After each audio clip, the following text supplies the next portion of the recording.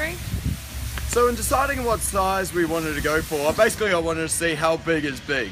This is big. So as you can see, for those who are wanting to know whether or not there's enough space to live in, this is how much space you've got. So right here where I'm standing at the moment is going to be the bathroom. There's going to be the shower. There's going to be the basin, wash your hands, and here's going to be the toilet. You're going to walk out through here. Now this is going to be the drop-down decking. We've still got a few other little things to put in, a couple of support things to help with the second floor, and then, but essentially this is the sizing.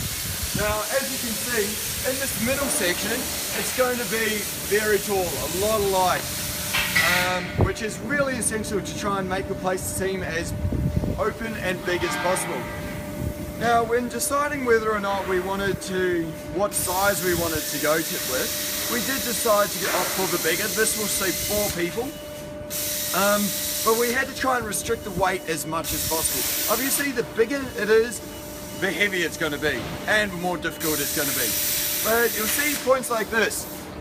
So this is a smaller cross member, and this is really not so much for structure but to support the flooring. These big bits here, they're there to make sure that the structure, the chassis is nice and strong. Thankfully the guys at Pan Hill Welding Service are pretty on par with that, and they helped out. This is where all the electrical lines for the trailer are going to be, so all the brake lines and all that, they're all going to be wired up. And then through here,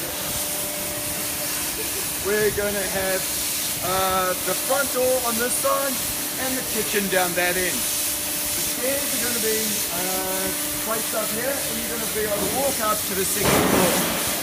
Now, we're putting the second floor at 2.1 meters, which is that high. So it's not that high as a roofing, but then you've got that other 1.6 meters for the upstairs bedroom. Now that upstairs bedroom is just basically going to be sleeping quarters and a little nice cinema room. Hey, everyone needs a cinema room. So that's going to be really interesting. We've also opted for down here, we've got triaxles. We've only got two wheels on at the moment, but come on around, have a look. So we've got 3 axles down here. Now we opted for this. We opted for these 3 axles because the 3 wheels are going to make it a lot more supportive, and it's going to distribute the weight through the chassis. The only problem with that is obviously the 3 wheels took up a longer area, and so we had to kind of redesign it based upon that. Fortunately, through the placement of the stairs and also the kitchen and the benches, we were able to mean that this is hidden by all the cabinetry, so it doesn't actually detract at all from the building. Now in our original designs we did have a bigger decking on both sides. We had a bigger decking on that side and also a decking on this side. The reason why we opted not to have a decking on this side is it decreased the width, and we thought it would be better to have an extra width rather than an extra deck. Basically, with this deck, what we found was it was actually quite heavy to pull up, with one that's ran the entire length. So the options are as well is we were going to split it in 2, so have 2 decks, but then we thought, well, we don't actually need the second one, and over here we're going to have a nice little outdoor hanging area.